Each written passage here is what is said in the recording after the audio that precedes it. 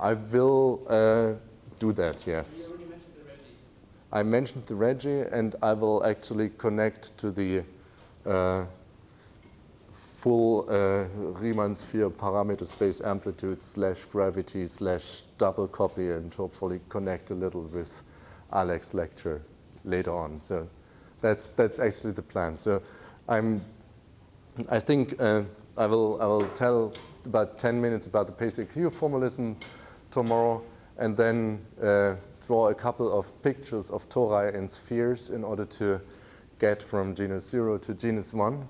And then I will have to introduce a couple of technologies and notation for genus 1, and then define elliptic multiple zeta values, so the analog, the genus 1 analog of those. And once we have these, one can draw a nice analogy between what is single valued here and what will become single valued at genus 1.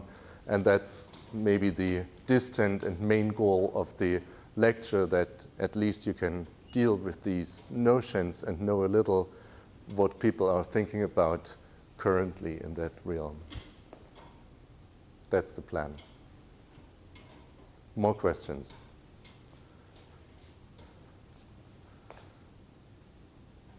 So if not, then I guess we can move on to the dinner. There are still more instructions for the way. Okay.